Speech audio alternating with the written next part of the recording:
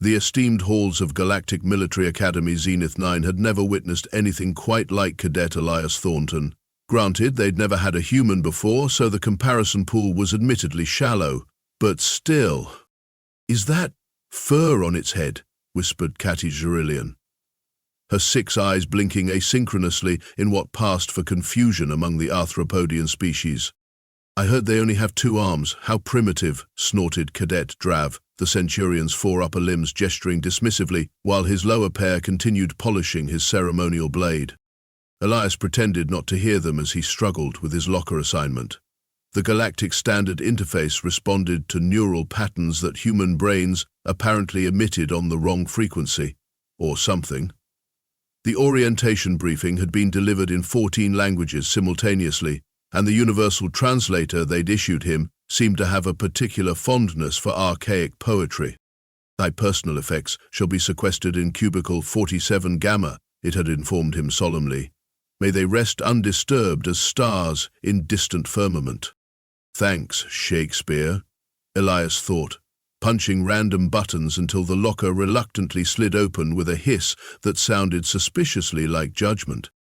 "You know it won't last a cycle," said a voice behind him. This belonged to Cadet Marvick, a hulking draconian whose scales shifted between crimson and gold depending on his mood. Currently they were the smug orange of someone about to win a bet. "I've got 30 credits in the pool saying it washes out before the first lunar alignment." "I'll take that bet," Elias replied without turning around. "In fact, I'll see your 30 and raise you 50 that I graduate in the top percentile." The corridor fell silent. Even the Academy's ambient hum seemed to pause in disbelief. "You have credits?" asked Marvich eventually, the only part of the statement he found questionable. Elias grinned, finally turning to face his audience of assorted galactic species. "No, but I will when I win." And that, dear readers of the Intergalactic Chronicle, was how Cadet Elias Thornton, the first human ever admitted to the galaxy's most prestigious military academy, began his first day.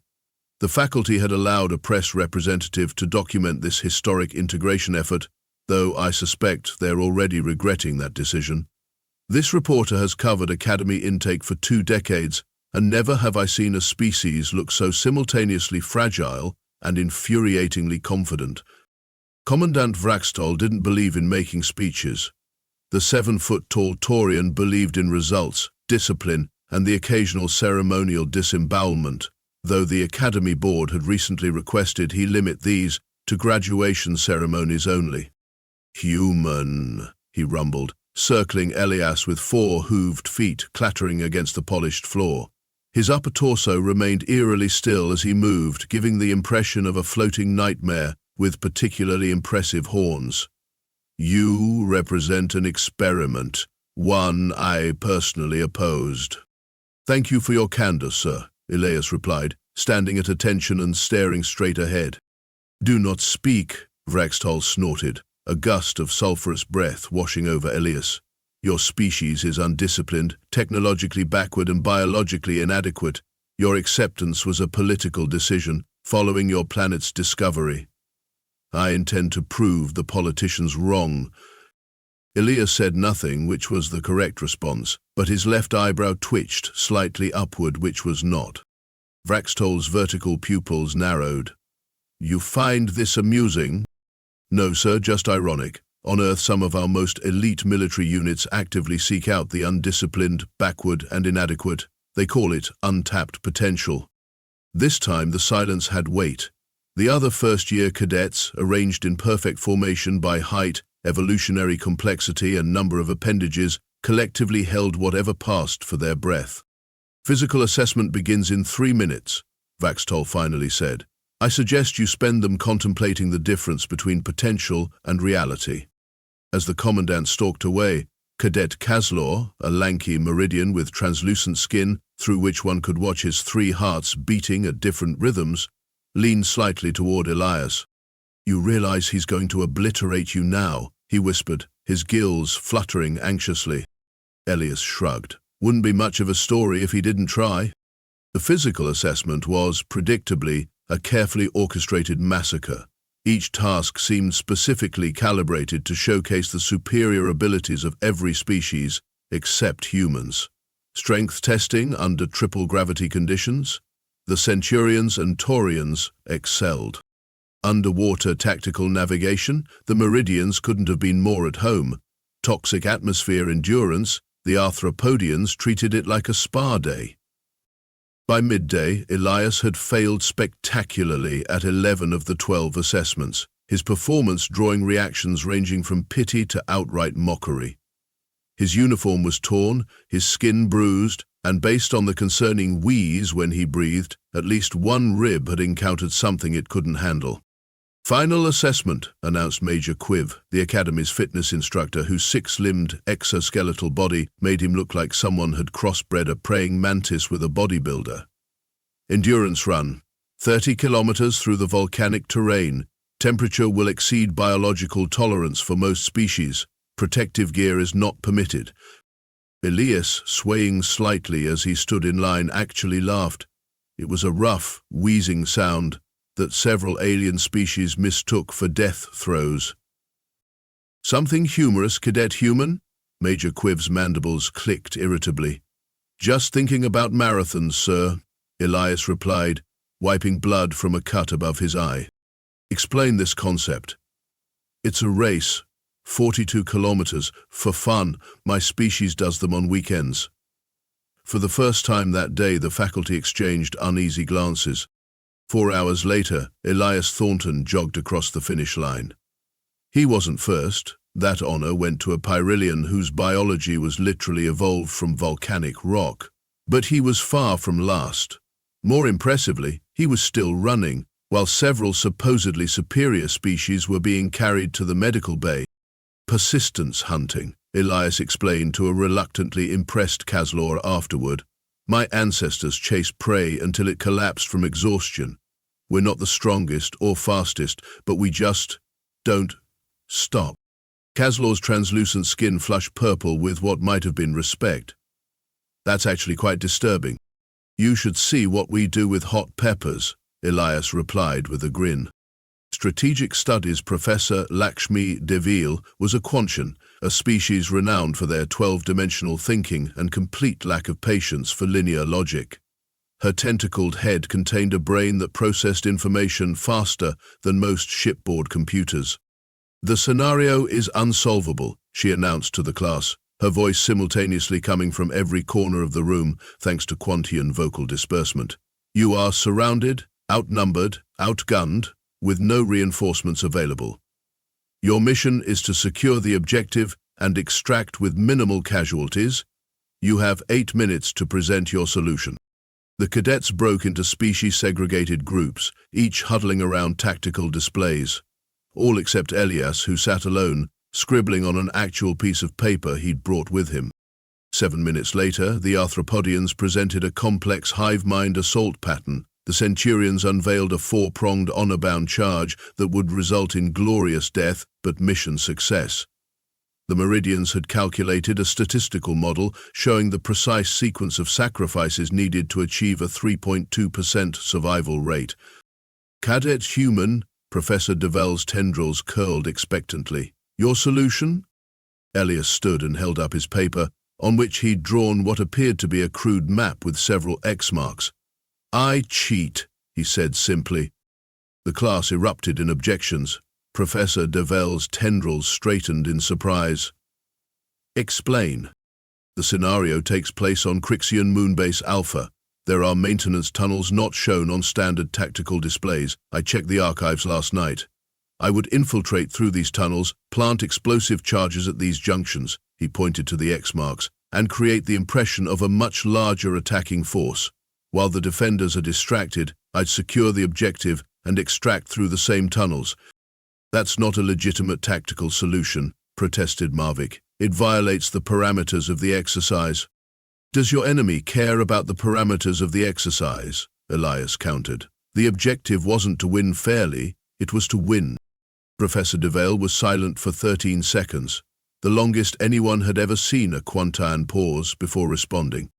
"Your solution is unorthodox," she finally said, "but effective. Preliminary pass grade awarded." As the class filed out, Caslor fell into step beside Elias. "How did you know about those tunnels? Those schematics aren't in the standard archives." Elias shrugged. "I couldn't sleep, so I kept digging. My species gets resourceful when we're backed into a corner." "That's not resourcefulness, that's paranoia. Tomato, tomato." "I don't understand that reference." "That's okay. I don't understand 90% of what happens at this academy. I think we're even." By the third week, the daily academy odds on when will the human wash out had shifted dramatically. Elias consistently finished in the middle of his class, never the best, rarely the worst, but always with a knack for finding unconventional solutions that the rigidly trained alien cadets overlooked. This didn't sit well with Commandant Vrax'Tol, who began implementing what the cadets called human traps, training scenarios specifically designed to exploit weaknesses in human physiology. Zero-gravity combat scenarios where Elias's terrestrial balance gave him no advantage. Sensory deprivation exercises that targeted the limited human perceptual range. Problem-solving tasks that required processing speeds beyond human neural capacity. "They're trying to break you," observed Caslor during a rare meal break. The Meridian had somehow become Elias's closest ally, along with Xrillian, who decided humans were fascinatingly unstable, like a supernova in slow motion. "People have been trying to break humans since we climbed down from the trees," Elias replied, attempting to eat something that resembled blue spaghetti but tasted like battery acid. "We're still here." "The Krell Simulation is next week," Grillian chittered nervously, her mandibles working overtime. "No cadet has passed it in 3 centuries. "What exactly is it?" Elia asked. His companions exchanged glances. "It's different for everyone," Caslor explained. "The simulation adapts to exploit your deepest psychological vulnerabilities. It's rumored to be based on ancient Krell mind probe technology. They were a species that could literally weaponize fear." "Great," Elias muttered. "So it's basically final exams meets your worst nightmare." "With a 100% failure rate," added Xrillian helpfully. "Every challenge has a solution," Elias insisted, though with noticeably less conviction than usual. Across the mess hall, Maravik and his Centurion cohort watched with predatory interest. The initial mockery had evolved into something more dangerous, genuine resentment. A human who wouldn't fail threatened the established order. "They're planning something," Caslor warned, his transparent skin revealing accelerated heart rates. "Be careful." Elias nodded, but his attention had shifted to a different table, where faculty members were engaged in an intense discussion. Among them was Lieutenant Commander Pax, one of the few instructors who treated all species with equal disdain rather than targeted prejudice. The officer's expression was troubled as Commandant Vrax'Tol loomed over him. "Politics at play," Elias murmured. "Always a bad sign." The ambush came during a low-Earth atmosphere training exercise. Cadets were required to navigate a treacherous mountain range using minimal oxygen supplies and unreliable equipment. Elias had just reached the halfway checkpoint when his oxygen regulator failed. Not malfunctioned, failed in a very specific way that released a paralytic gas instead of oxygen. As darkness closed in around him, Elias caught a glimpse of Mavik's distinctive scale pattern retreating behind a rock formation. His last conscious thought was that sabotaging equipment was highly undignified for supposedly honorable Centurions. He awoke in the medical bay with Commandant Vrax'Tol and Academy Director Q Hell, a gelatinous morphin who could assume any shape but preferred an imposing column with eye stalks looming over him.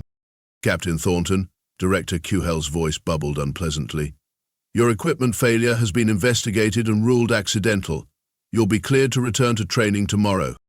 Elias, still groggy, focused on breathing before responding. "With respect, Director, there was nothing accidental about it. My regulator was sabotaged." "A serious accusation," Vrax'Tol rumbled. "Do you have evidence?" "Only what I saw before losing consciousness. But I'm curious why the Academy isn't more concerned about equipment tampering, accidental or otherwise." Director Q-Hull's gelatinous form rippled with what might have been discomfort. Zenith-9 produces the galaxy's finest officers through rigorous, often dangerous training. Incidents occur. Incidents are different from attempted murder, Elias countered, sitting up despite the room spinning around him. Unless that's part of the curriculum I missed. The two officers exchanged glances. Perhaps you're not suited for this academy after all, Cadet, Vrax'Tol suggested. There would be no shame in withdrawing before the Krell Simulation next week. And there it was, the trap laid bare. Either Elias withdrew, confirming every prejudice about human weakness, or he proceeded to a test designed to break him, possibly with additional accidents arranged along the way. I'll see you at the simulation, Commandant, Elias replied, his voice steady despite the toxin still coursing through his system. I wouldn't miss it for all the worlds in the galaxy. After they left, Elias accessed the medical bay terminal and sent a carefully worded message to an untraceable communication address. The response came back almost immediately, a single line of text: Operation Trojan proceeding as planned. Continue mission.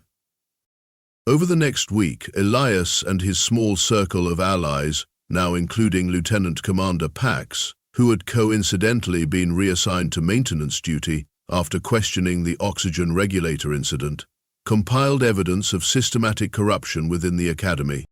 Training accidents that consistently befell non-conforming cadets, simulation parameters altered to favor certain species, advancement based on political connections rather than merit.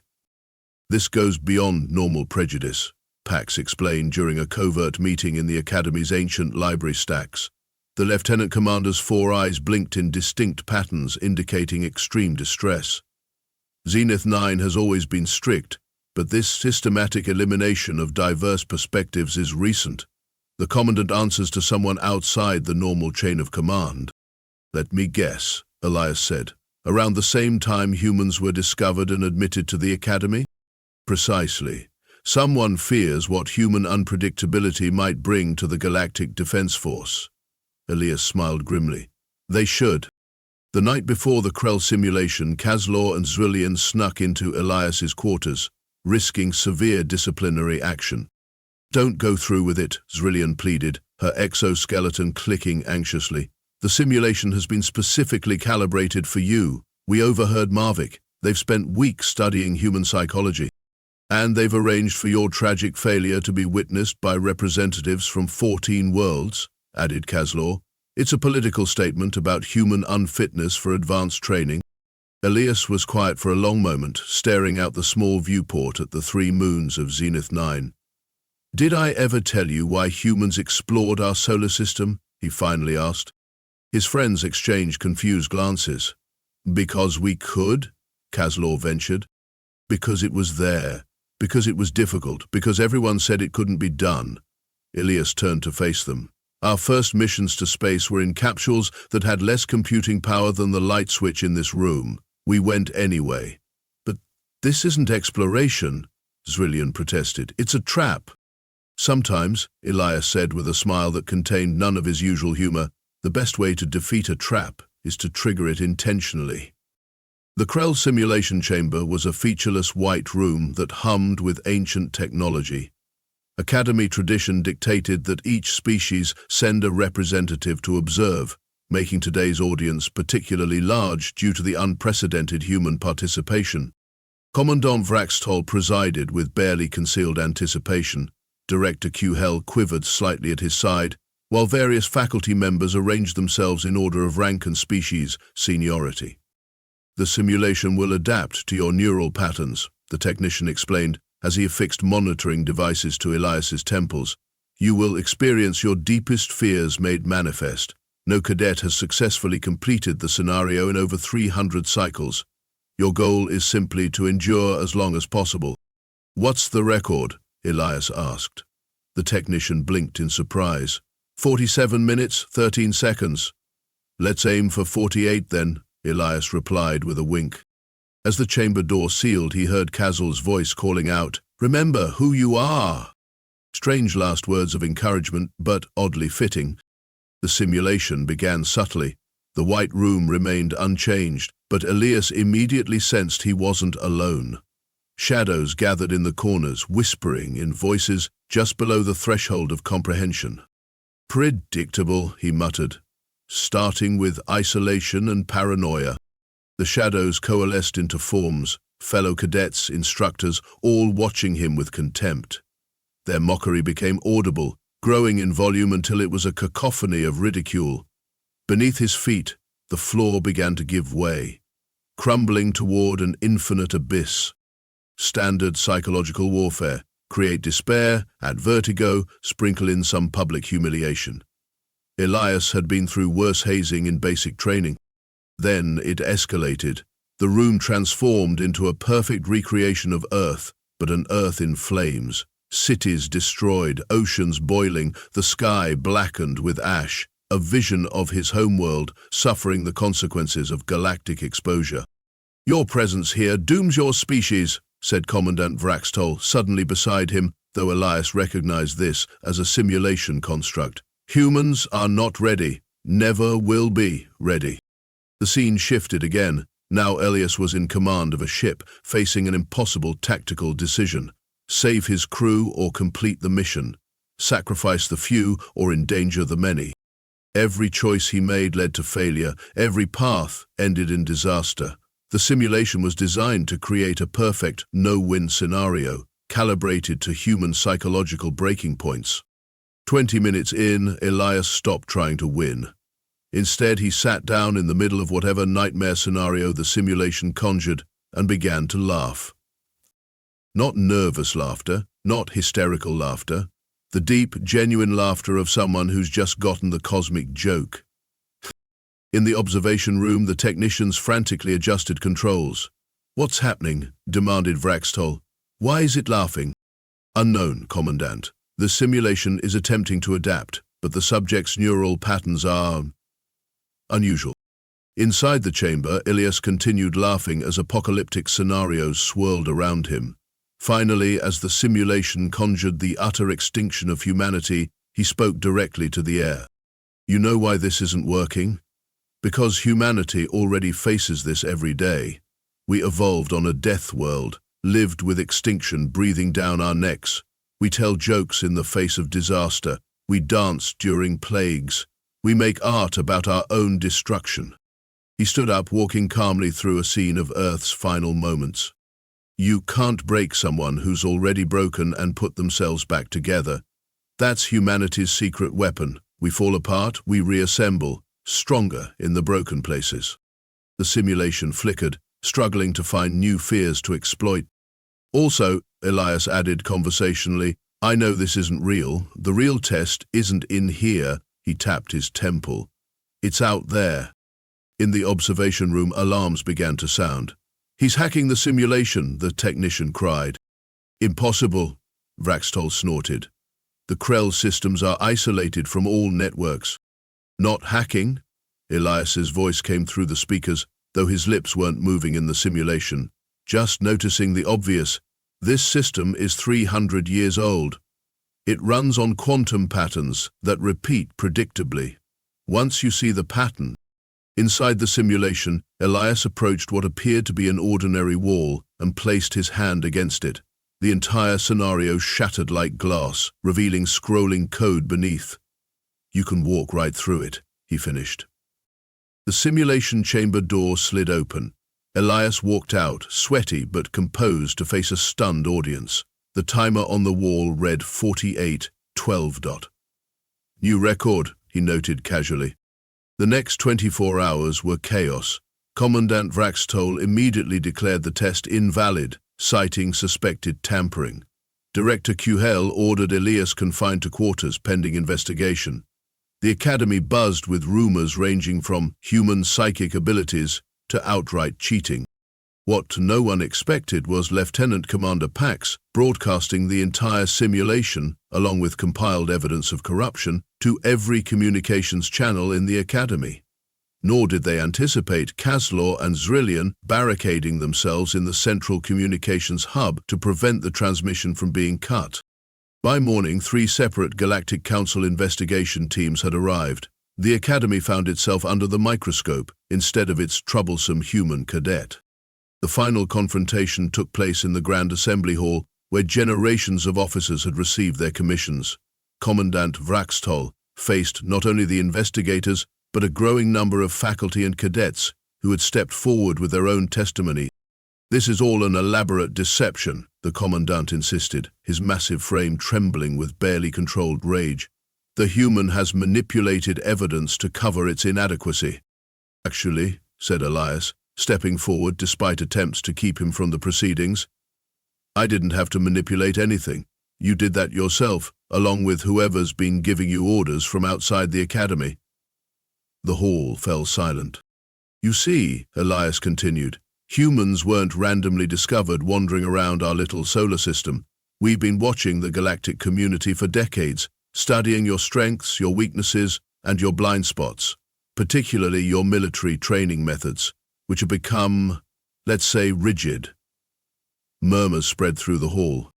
Operation Trojan, he explained, was designed to place a human inside your most prestigious academy to document exactly how the next generation of galactic officers is being molded. What we found was worse than expected, not just stagnation but active suppression of innovation and diversity of thought. Vrax'Tol lunged forward, stopped only by the intervention of security officers. "You admit to being a spy?" "I prefer catalyst for reform," Elias replied with a shrug. "The evidence speaks for itself. This academy is producing officers prepared to fight the last war, not the next one. In doing so, it's leaving the entire galactic community vulnerable." Admiral Zen, head of the Galactic Defense Force and leader of the investigation team, stepped forward. The diminutive Australian's crystalline body glinted in the light as she addressed the assembly. "Cadet Thornton's methods may be questionable, but our preliminary investigation confirms his findings. Zenith-9 has deviated from its mandate. Changes will be made." She turned to Elias. "As for you, I'll pack my bags," he said. "On the contrary, you've demonstrated exactly the kind of thinking the Academy needs. Your training will continue, though perhaps with some adjustments to account for human peculiarities." 6 months later, Cadet Elias Thornton stood at attention as the Academy graduation ceremony concluded. He wasn't alone. Kaslor, Zrillia, and 17 other cadets who had once been considered unsuitable formed a diverse line of newly commissioned officers. Interim Commandant Pax, the promotion had been unexpected but popular, presented each with their insignia, the formal acknowledgement of their place in the Galactic Defense Force. "The stars await, officers," Pax announced. "Your paths will not be easy, but they will be necessary. The old ways must evolve if we are to face what comes next." As the ceremony concluded, Admiral Zen approached Elias privately. "Was it worth it, Lieutenant Thornton? The risk, the hardship?" Elias looked around at his fellow graduates, at the reformed academy already welcoming a new class that included 3 more humans, at the stars visible through the ceremonial hall's transparent dome. "With respect, Admiral, it wasn't about being worth it. It was necessary." "And Operation Trojan? Will there be more human catalysts infiltrating our institutions?" Elias smiled enigmatically. "Admiral, who says there aren't already?" The Admiral's crystalline form shimmered with what might have been concern. "You realize some consider this approach dangerously close to hostile action, and others might call it preventative medicine," Elias countered. "We studied your history. Every great galactic power eventually falls to complacency before an outside threat. The Zen Empire, the Krell Dominion, the Third Unified Collective all thought themselves invincible until they were. So humanity appointed itself our savior?" There was a note of incredulity in the Admiral's harmonic voice. "More like your wake-up call. Better us than whatever's lurking beyond the void sector," Elias said, referencing the unexplored region that even the bravest galactic explorers avoided. "Our analysts suggest something's been watching all of us for millennia. Something patient." The Admiral's crystalline structure clouded momentarily. "You have evidence of this?" "Let's just say there's a reason we're so paranoid," Elias replied. "Paranoia kept us alive on Earth when everything from microbes to megafauna wanted us dead.